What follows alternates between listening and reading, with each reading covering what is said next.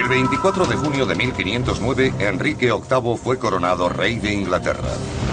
Su gobierno sería decadente y brutal y alteraría el curso de la historia. Cuando Enrique VIII rompió con la Iglesia Católica, adueñándose de su poder y dinero, su pueblo pagaría un alto precio. Sangrientas guerras en el extranjero y en el país, la muerte de todo el que se interpusiera en su camino. Era un reinado de terror, pero aún así, su proyecto de modernización fue más ambicioso que todos los anteriores. Es una construcción enorme. Es fenomenal. Increíble. El rey invirtió el equivalente a miles de millones en la construcción de castillos, residencias palaciegas y una nueva marina real. A los 500 años de su muerte, el mundo que creó Enrique VIII ha desaparecido. Pero ahora, nuestros investigadores quieren reunir todas las pistas y descubrir qué dejó atrás en madera, ladrillo y argamasa. Recrearán el esplendor y la majestuosidad del mundo perdido de Enrique VIII.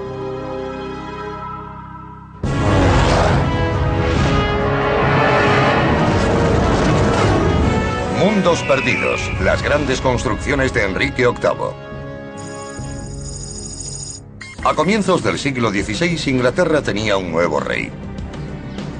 Un rey cuyo ascenso al trono marcó el comienzo de 38 años de cambios violentos y radicales.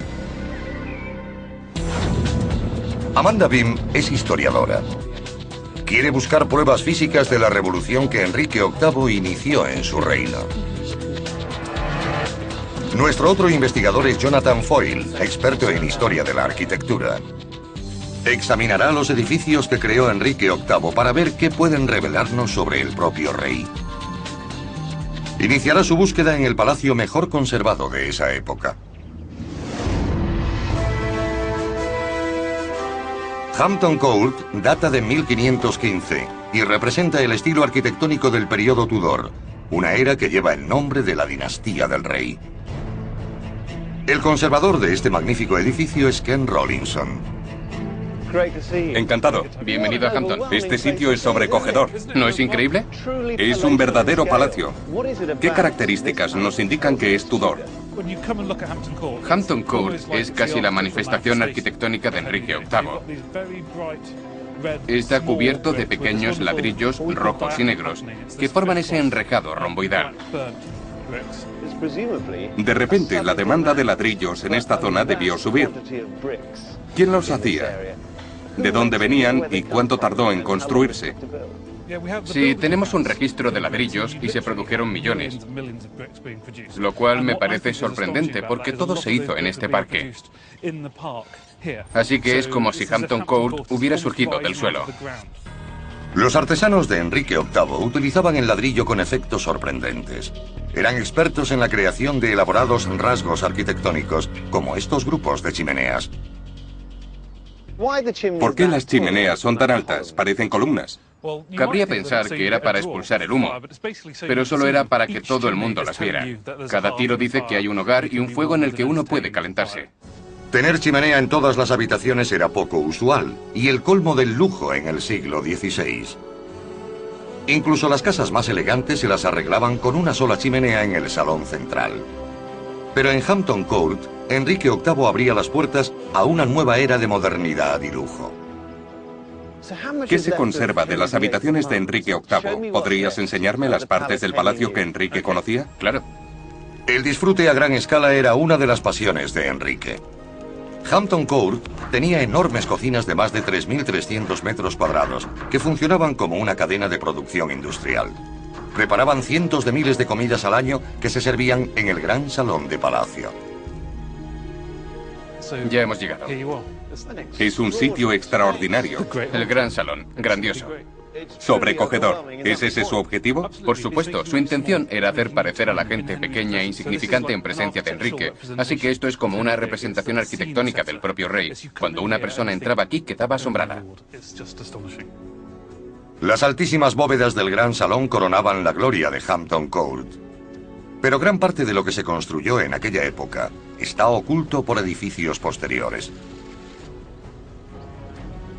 Para poder hacerse una idea de su aspecto original, Jonathan sube 112 escalones hasta el punto más alto del palacio. Es increíble. La mayor terraza del mundo, Ken. Así es, y también es el único sitio desde el que uno puede apreciar la escala del palacio. Entramos por esa puerta de ahí, ¿no? Sí, ahí está la puerta. Y cruzamos el patio hasta el gran salón. Sí, ese enorme edificio es el gran salón en el que hemos estado. ¿Y eso de ahí? Todo eso forma parte del palacio barroco y data del siglo XVIII. Este patio ya existía en la época de Enrique, pero no los edificios que lo rodean. En los 5 siglos que han transcurrido desde la muerte de Enrique, la gran mayoría de sus edificios se han perdido, sustituidos por la arquitectura barroca que vemos hoy. Pero a partir de los restos del periodo del rey Tudor, Jonathan ha descubierto los secretos del estilo arquitectónico de Enrique VIII. Y ahora podemos eliminar esta fachada de finales del siglo XVII para devolver al edificio su antigua gloria, revelando el aspecto del palacio como lo conoció el rey. Así era el Hampton Court de Enrique. Después de 12 años y equivalente a 25 millones de euros, aumentó su extensión hasta cubrir más de 23.000 metros cuadrados. Mediante diseños innovadores y técnicas constructivas pioneras, Enrique VIII creó un palacio de recreo junto al río. Enrique creó este magnífico palacio para impresionar a sus súbditos. Su construcción fue un acontecimiento y lo sigue siendo. Aunque las cámaras privadas de Enrique han desaparecido, aún existe una parte del Teatro Real que conserva su capacidad de asombrar. Desde los ladrillos rojos hasta las altas chimeneas, pasando por las dimensiones del gran salón, Hampton Court ha mostrado a Jonathan las características arquitectónicas de la era Tudor. En su búsqueda de los palacios perdidos del reinado de Enrique VIII, estas pistas son de gran ayuda.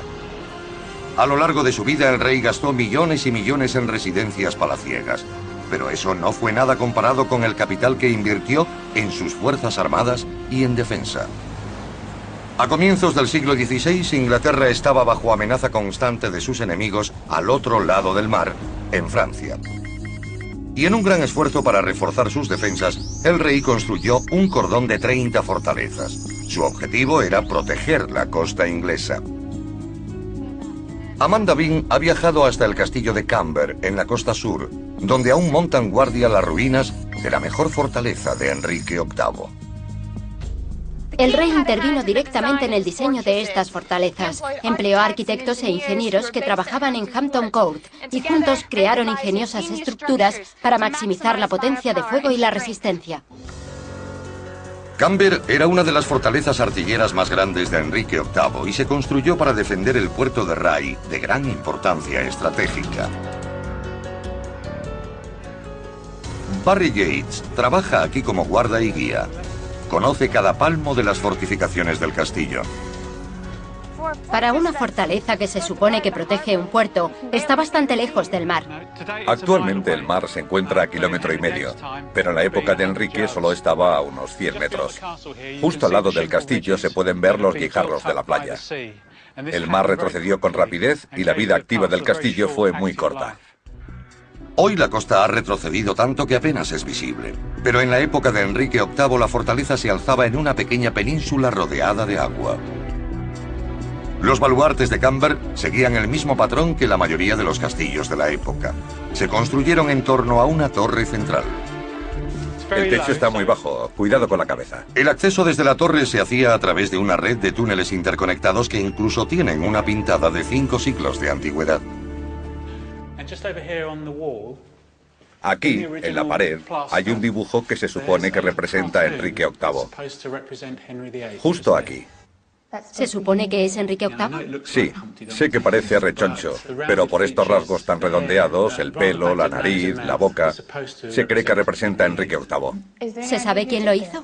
No creo que nadie sepa cómo llegó aquí. Vamos a echar un vistazo a la torre central. De acuerdo. La torre central es la parte más antigua de la fortaleza.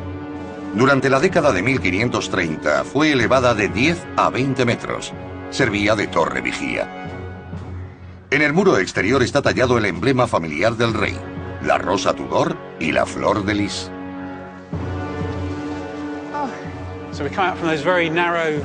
Los estrechos túneles dan a este enorme lugar. Se pueden ver las troneras semicirculares, muchas de las cuales fueron rellenadas cuando se elevó la torre. Ahí arriba hay huecos rectangulares donde descansaban grandes maderos que soportaban un suelo. Y aquí abajo tenemos unos cuadrados de piedra que servían de base a las vigas de madera que sostenían las diferentes plantas y el techo. En el punto más alto de la fortaleza, la torre central era el puesto de vigilancia. Estaba rodeada por 5 bastiones circulares y armada con múltiples cañones que cubrían cada ángulo de acercamiento al puerto. Desde el exterior se puede apreciar la curvatura de la estructura. ¿Qué beneficios tenía este tipo de construcción? La curvatura permite un campo de visión bastante amplio desde las 4 troneras de cada bastión. No había forma de entrar en el castillo sin ser visto. El ingenioso diseño en forma de trébol que el propio Enrique VIII ideó era muy efectivo. La forma redondeada de los muros desviaba los proyectiles, reduciendo su potencial destructivo. Mirando a través de las troneras se puede apreciar el grosor de los muros. Es una enorme estructura defensiva y sobre cada cañón hay una elaborada chimenea diseñada para evacuar el humo del disparo.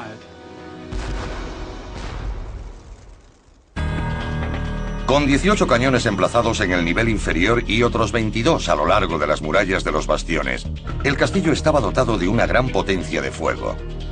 Se alzaba como una formidable disuasión ante cualquier posible atacante. Y Enrique acertó al mejorar sus defensas. En 1533 los antiguos enfrentamientos entre Inglaterra y Francia cobraron intensidad. Enrique VIII se separó de la Iglesia Católica y las grandes potencias europeas leales al Papa se unieron para librar contra Inglaterra una guerra santa.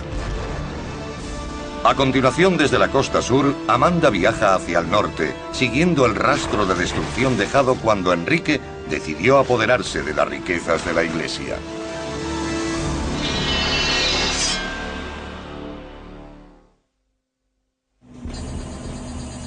Inglaterra, siglo XVI. Amanece la era de la modernidad y la fuerza impulsora del cambio es el nuevo rey, Enrique VIII. Hemos visto el esplendor de Hampton Court, su palacio para el disfrute. Y hemos visitado los impenetrables muros del castillo de Camber, su fortaleza de la costa. Pero Enrique no solo era un constructor, también era una gran fuerza destructiva. Ahora Amanda Beam ha viajado al norte con Jonathan Clark, experto en monasterios medievales, a las espectaculares ruinas de la abadía de Ribal. Enrique solo tenía un rival con poder e influencia en su reino, la Iglesia Católica. Dominaba la vida de casi todo el mundo y los monasterios como la abadía de Ribal recibían grandes donaciones de tierras y dinero.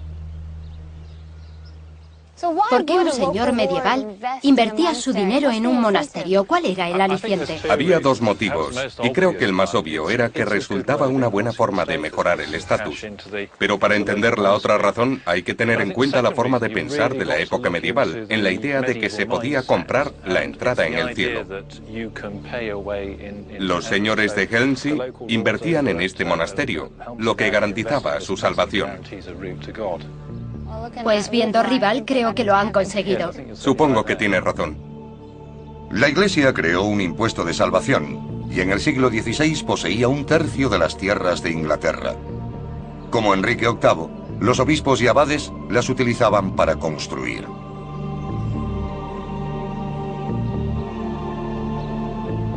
La abadía de Ribal se edificó para rivalizar con cualquiera de los palacios del rey. Los arquitectos aplicaron en ellos muchas de las técnicas utilizadas aquí. Amanda visita el presbiterio o altar mayor de la iglesia para averiguar algo más sobre las técnicas desarrolladas por generaciones de maestros artesanos. Ahora que nos encontramos en el interior de la iglesia, me impresiona la gran escala, el tamaño del edificio.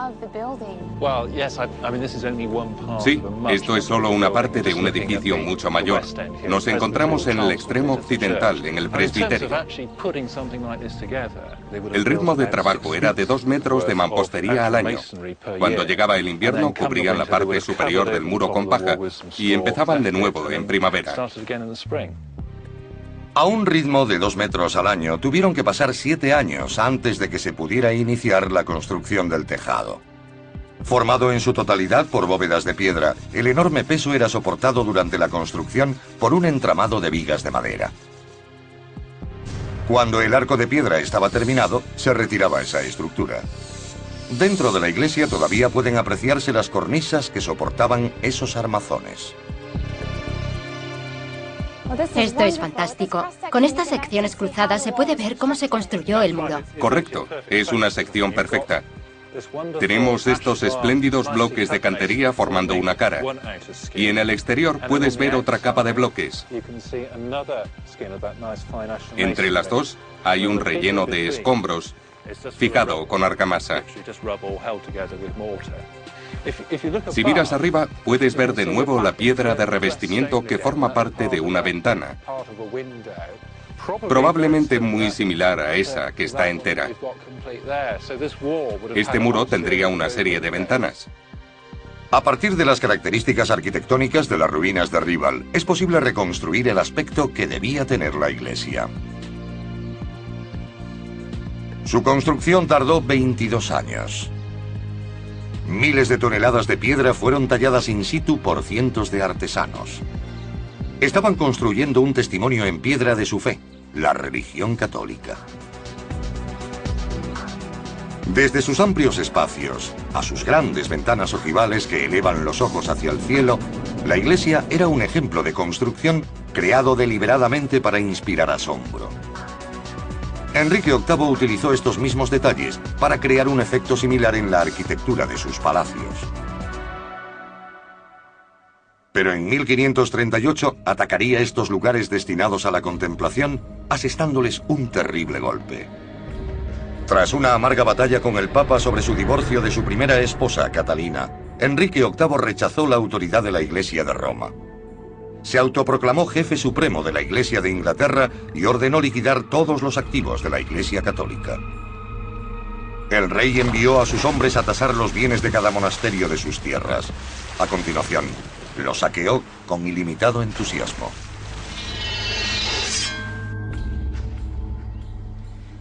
Una vez abandonados y despojados de todo lo de valor, el cristal de las ventanas, el plomo del tejado, los monasterios no tardaban en convertirse en ruinas. Los saqueos del rey destruyeron una forma de vida y muchos de los mejores edificios de Inglaterra. Pero gracias a su innovador proyecto de la Universidad de Sheffield, todo monasterio de Ribal ha sido rehecho digitalmente.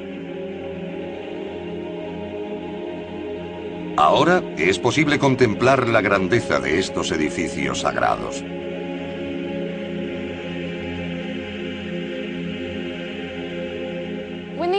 Cuando estos lugares fueron saqueados y abandonados, la pérdida del país fue mucho mayor que la de estas obras maestras de la arquitectura medieval.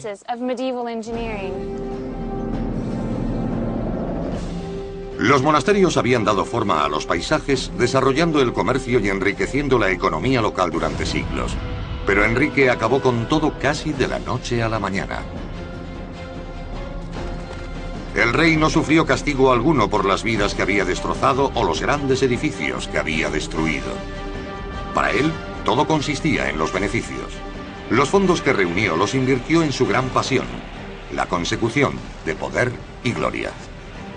Ahora Jonathan Foyle explora la máxima expresión de esa búsqueda, el arma de guerra que cambiaría el equilibrio internacional del poder, redefiniendo la guerra naval para siempre.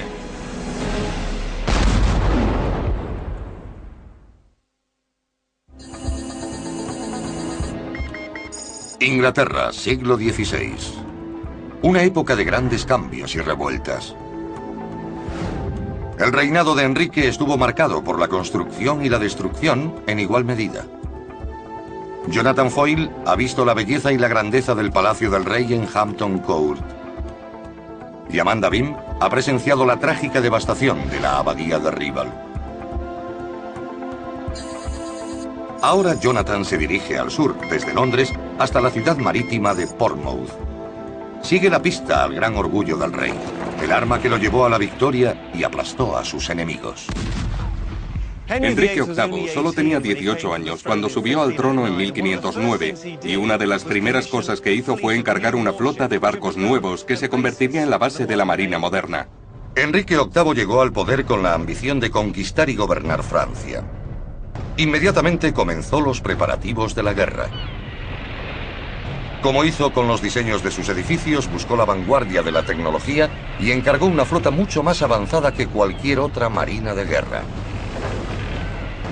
Su buque insignia, Mary Rose, se perdió durante casi 500 años hasta que sorprendentemente fue rescatado del fondo del mar y traído a Portsmouth, hogar de la marina moderna, y he venido a verlo. Para el Mary Rose y su tripulación, el tiempo se detuvo cuando se hundió el 19 de julio de 1545. El buque se posó sobre el lecho marino de costado. 5 siglos después, cuando fue descubierto, miles de toneladas de cieno habían preservado perfectamente una sección del casco. Actualmente, sus restos y los objetos hallados en su interior ofrecen una visión única del mundo Tudor. Un mundo que el propio Enrique VIII había creado. Jonathan se ha reunido con Chris Dobbs, el hombre que planeó el rescate de esta valiosa cápsula del tiempo. Chris, ¿el Mary Rose era muy especial en su época? Increíblemente especial. Y una de sus características más importantes era que se construyó como buque de guerra. Mientras que en generaciones anteriores los reyes habían adoptado barcos mercantes cuando se requería, el Mary Rose fue el primero en construirse como buque de guerra.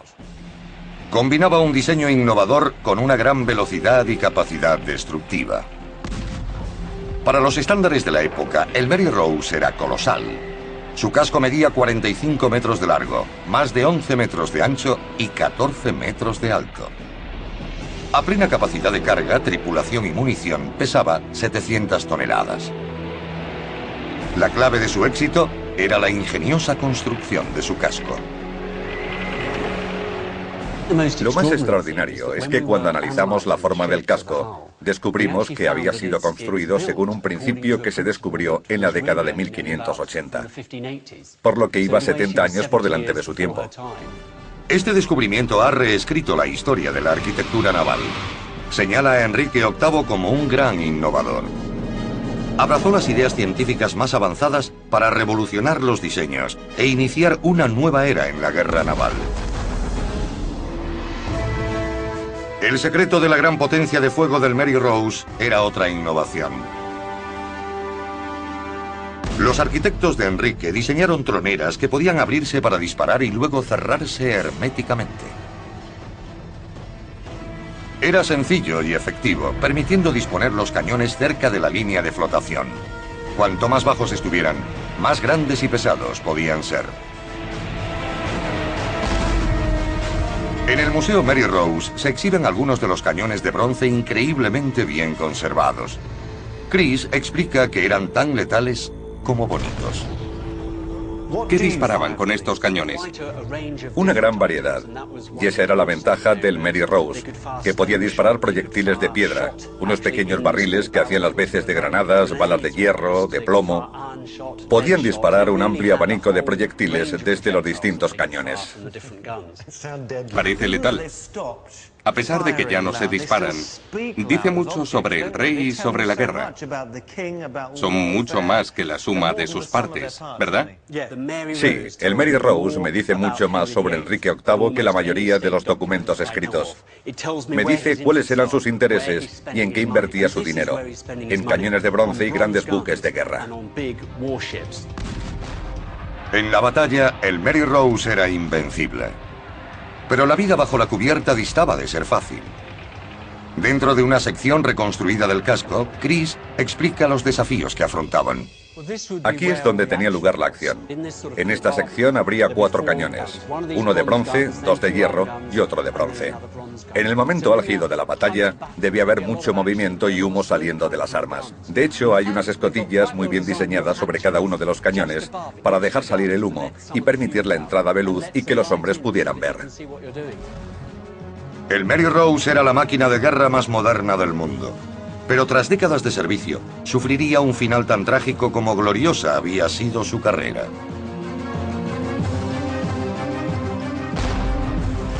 Sobrecargado y en combate con los franceses, fue azotado de repente por fuertes vientos y escoró con las troneras abiertas. Miles de toneladas de agua entraron en el casco y se hundió ante los ojos del propio rey, con los 500 tripulantes, a excepción de 30 hombres. Fueron las troneras bajas, la innovación que había dado al barco su ventaja en combate, las que provocaron su naufragio. Los restos del buque del rey se congelaron en ese momento del tiempo, y su contenido nos ofrece la imagen de un periodo perdido del reinado de Enrique. Esto es como nuestro santo grial, nuestro almacén. Las poleas están en muy buenas condiciones. Parecen haber sido fabricadas ayer. Sin embargo, la encontramos en la cubierta inferior y han estado bajo el agua 437 años. Increíblemente bien conservadas. Este naufragio es el equivalente a Pompeya, pero mejor, porque hemos encontrado muchos objetos personales relacionados con Enrique VIII. Mucha gente no podía permitirse tener su propia vajilla. Y aquí hemos encontrado unos platos con sus iniciales.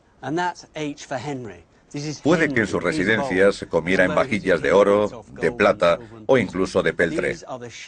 Pero estos son utensilios de barco y todos pertenecen a Enrique.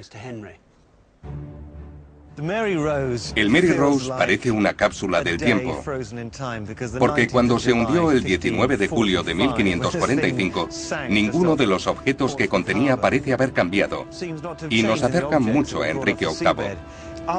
Tenemos los platos con sus iniciales, las bolas de cañón y los mismos cañones. Es increíble, y nos muestran lo que el rey pensaba de este barco. Es alucinante imaginar que lo vio hundirse hace 500 años. Los descubrimientos del Mary Rose han revelado a Enrique VIII como a un hombre de gran ambición, centrado en su búsqueda de gloria y guerra. Invirtió en las ideas más modernas y tecnologías de vanguardia para dar a su ejército ventaja en la batalla.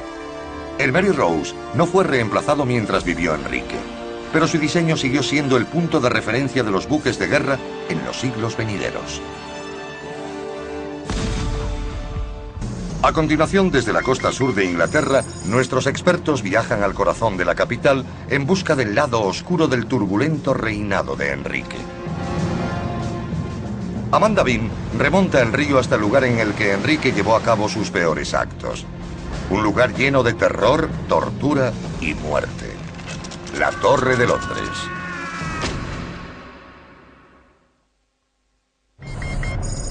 Inglaterra, siglo XVI, reinado de Enrique VIII.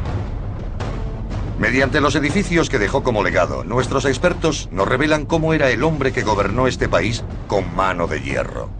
Constructor, guerrero, revolucionario religioso, el rey era tan despiadado como creativo. Ahora la historiadora Amanda Bean sigue la pista del mayor símbolo de la brutalidad de Enrique VIII.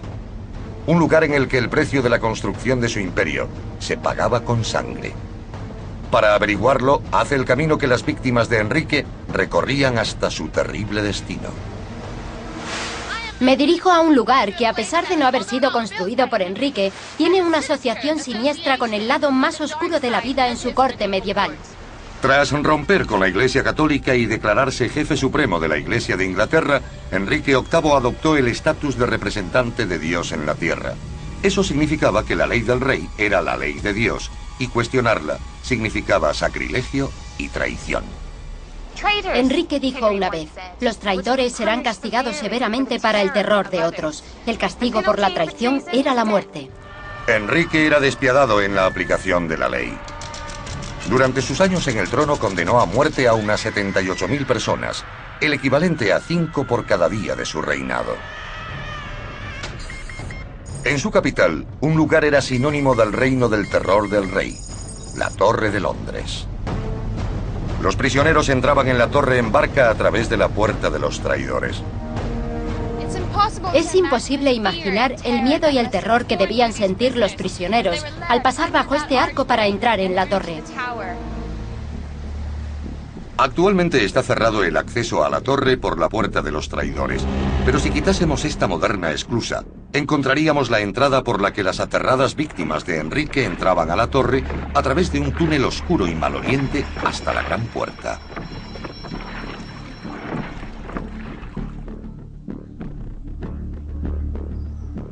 Amanda será acompañada por Jane Spooner, conservadora de edificios históricos. Jane, esto es enorme. Resulta imponente e imagino lo que debieron sentir los prisioneros cuando pasaban por aquí. Tras acceder por el túnel, ahora sellado, se pasaba por esta puerta tan imponente y se atracaba en un pequeño embarcadero. Luego se subía a la torre por estas escaleras. Los prisioneros pasaban por aquí para entrar en la Torre de Londres y algunos no volvían a salir con vida, dependiendo de su destino. Pero la torre no siempre ha sido un lugar de encarcelamiento y tortura. De hecho, fue construida en 1078 como base para la Fuerza Real en la ciudad de Londres. Con el paso de los siglos y hasta llegar al reinado de Enrique VIII, fue adaptada y ampliada hasta añadir un foso y un complejo de edificios auxiliares. La famosa Torre Blanca, llamada así porque solía estar encalada, se alza 27 metros y es una construcción muy sólida. En su base, los muros de la torre miden 4,5 metros de grosor. Tradicionalmente, los reyes y reinas permanecían en la torre los días previos a su coronación. Una costumbre que Enrique mantuvo con su primera esposa, Catalina de Aragón, y la segunda, Ana Bolena. Obviamente, Enrique VIII no construyó la Torre de Londres y muchos de estos edificios son anteriores a su reinado. Pero, ¿qué hizo para mejorarla? ¿Qué se construyó durante su mandato? Había un edificio enorme y se llevó a cabo una campaña de reforma en 1532. Antes de la coronación de Ana Bolena, que tuvo lugar en 1533, se hicieron numerosos preparativos. Las estancias reales fueron ampliadas desde esta torre hasta lo que es ahora la Torre Armario en ruinas, justo enfrente. Hay que usar la imaginación porque ya no existe. Los edificios que una vez adornaron el complejo de la torre eran impresionantes ejemplos de la capacidad de Enrique para construir a gran escala tan rápida como eficazmente. Se construían con armazones de madera sobre cimientos de ladrillos. A todos los efectos se trataba de estructuras prefabricadas. Un gran salón y sala de recepción similares a los de Hampton Court fueron enlucidos y decorados con tapices. El plato fuerte de esta representación de la torre de 1530 fue la adición de estas impresionantes cúpulas con forma de cebolla sobre las torretas de la Torre Blanca. Es fácil imaginar a la monarquía suprema presidiendo el gran acontecimiento y como telón de fondo de la magnífica procesión de coronación de Ana Bolena que partió de aquí, de la Torre de Londres. Es irónico que 3 años más tarde regresara como prisionera del rey. Su destino cambió demasiado rápido. Ante los dudosos cargos de adulterio, incesto y traición, Ana Bolena fue condenada a muerte y ejecutada. El lugar en el que fue decapitada en el césped del patio de la torre está marcado por un monumento de cristal. Tras la ejecución de Ana, Enrique VIII transformó este palacio real en una prisión. Aunque había sido diseñado para impedir la entrada de enemigos, los gruesos muros de las muchas habitaciones de la torre también eran efectivos para evitar que nadie saliese. Muchas de las celdas aún contienen mensajes grabados por sus internos. Como Ana Bolena, la mayoría de los prisioneros de la torre eran inocentes. Aún así, se enfrentaban a una terrible tortura. Las confesiones eran arrancadas antes de la ejecución en la horca, la hoguera o la decapitación. Nadie escapaba de la ira de Enrique y nada podía interponerse en su camino. Los terribles actos que Enrique perpetró entre las paredes de la torre han manchado la reputación de este palacio para siempre. Enrique creía que Dios le había dado derecho a gobernar y cualquiera que se opusiera a él ardería en el infierno. A continuación, del horror de la Torre de Londres viajamos río arriba hasta el corazón de la ciudad, donde Jonathan Foyle busca la mayor creación del rey. Un palacio perdido oculto en la sede del gobierno británico.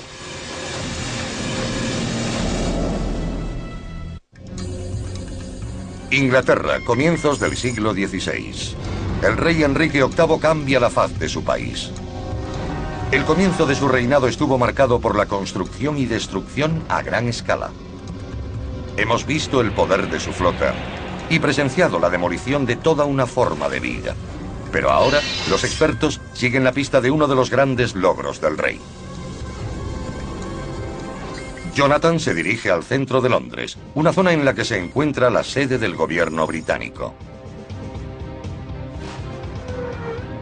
Ha conseguido permiso para explorar estos edificios secretos en busca de los restos del mayor palacio de Enrique VIII. En las enormes puertas del Ministerio de Defensa se encuentra con el historiador Glenn Richardson. Glenn, me alegro de verte. Bienvenido al Ministerio de Defensa. Jonathan ha conseguido un permiso sin precedentes para acceder al corazón de la sede de la defensa británica, porque es aquí, 3 plantas bajo el suelo, donde ha descubierto algo verdaderamente sorprendente. Una reliquia de la época en la que este era el Palacio Real de Whitehall.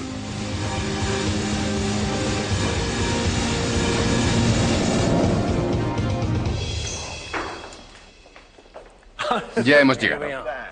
Esto es bastante inesperado. Mi primera impresión es que este es uno de los grandes edificios desconocidos de la Inglaterra de los Tudor. ¿Y está a la altura? Por ahora sí. Es extraordinario. El estilo Tudor está en todas partes. Las bóvedas apuntadas son pequeñas y moldeadas, apoyadas sobre preciosas columnas octogonales. Todo esto es muy Tudor. De hecho, es uno de los mejores edificios Tudor que he visto. La cuestión es, ¿por qué tanto trabajo para una bodega? Si se tiene suficiente dinero como para crear una bodega como esta, imagina cómo sería el resto del palacio. Eso dice mucho sobre el poder, la sensibilidad y el conocimiento sobre este estilo arquitectónico del propietario. Gente de toda Europa que se dirigía incluso a lugares muy remotos venía aquí y veía esto. De camino a otros lugares, sí. ¿Quién se bebía el vino? ¿Qué había encima de la bodega? El salón principal. Si quitamos la fachada exterior del Ministerio de Defensa y restauramos la bodega, colocándola en su posición original, podemos ver la disposición de las dependencias reales. En el gran salón, el rey recibía a sus invitados importantes. Era una sala con capacidad para 200 personas en la que, como en Hampton Court, se servían banquetes para los cortesanos y los dignatarios de visita. El vino fluía libremente desde los bien abastecidos barriles de las bodegas. Decorando la más mundana de las salas con los mayores lujos, Enrique proclamaba su riqueza y grandeza a todos los que la veían. Para el ojo experto de Jonathan, cada piedra cuenta una historia que nos acerca más al mundo perdido del rey. Para mí, los ladrillos y la piedra dicen mucho sobre la gente. A través de ellos se pueden conocer los métodos con los cuales se construyó el edificio. Y estas columnas octogonales son clásicas del periodo Tudor. Están formadas por tambores cortados individualmente por canteros. Y si se tiene suerte, se puede ver la marca del artesano. Cada uno tenía un símbolo tallado como garantía de calidad del trabajo que permite identificar al individuo.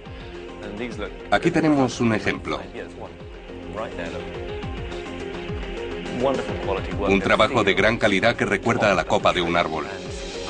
Estoy ansioso por descubrir los secretos de Whitehall y componer una imagen de cómo era el complejo, ya que multiplicaba varias veces el tamaño de esta sala. En un pasillo, Jonathan descubre un cuadro que muestra parte del palacio. El Parque de Enrique VIII, un gran complejo dedicado a su pasión por el deporte. Es la construcción de un hombre que tiene dinero y poder para darse cualquier capricho. Hacia el oeste vemos un campo dedicado al noble deporte de las justas.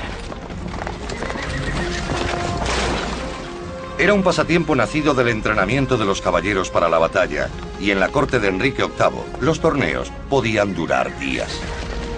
Grandes sumas de dinero se ganaban o perdían según el resultado de estos violentos enfrentamientos. Además del campo de justas, el rey construyó pistas de bolos, un reñidero de gallos y una pista de tenis increíblemente lujosa. Pero hoy no queda nada de todo eso. En el lugar en el que una vez estuvo el campo de juegos de Enrique, se encuentra ahora la sede del Consejo de Ministros. Dentro hay tesoros ocultos. Esto es Tudor, ¿verdad? Pequeños ladrillos rojos. Y esas torretas recuerdan a un palacio. Esta es la habitación 119. Menuda habitación. Esta es la pared de la pista de tenis Tudor. Eso es fantástico. Increíble. A partir de estos restos, construidos con el clásico ladrillo rojo de la era Tudor, Jonathan ha presenciado la grandeza de la pista de tenis del rey, que solo es un edificio de un complejo del tamaño de 50 campos de fútbol.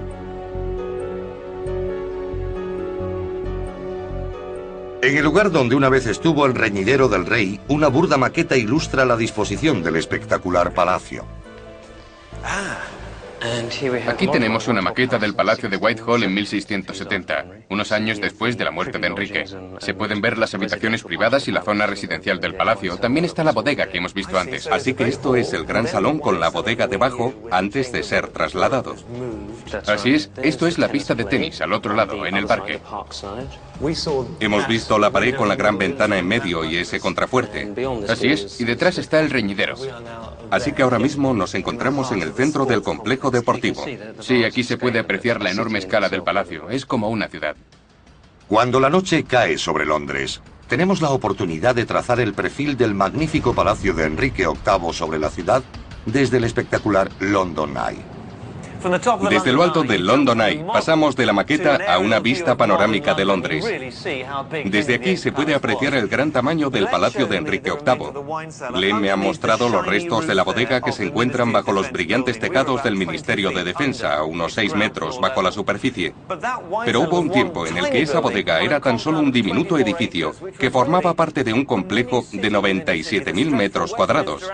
En realidad se trataba de una ciudad en miniatura que abarcaba desde la abadía de Westminster, pasaba por el campo de justas de más de 200 metros de largo y terminaba en el gran salón junto al río, con las habitaciones orientadas hacia este lado. Cualquiera que llegara en barco a la ciudad hace 500 años debía encontrarlo impresionante.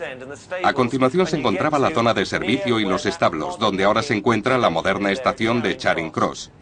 Esos 800 metros estaban ocupados por un solo palacio. Ahora volvemos al campo de justas que se extendía hasta el Parque St. James, que era el coto privado de caza del rey. En uno de los extremos vemos el Palacio de Buckingham, pequeño en comparación. Imaginen cómo se presentaba entonces la monarquía británica y cómo lo hace ahora. En 1530, a orillas del río Támesis, el Palacio de Whitehall se alzaba como uno de los grandes logros del rey.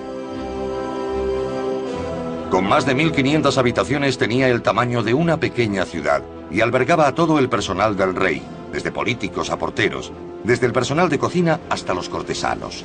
Todo para rivalizar con cualquier otro palacio del mundo.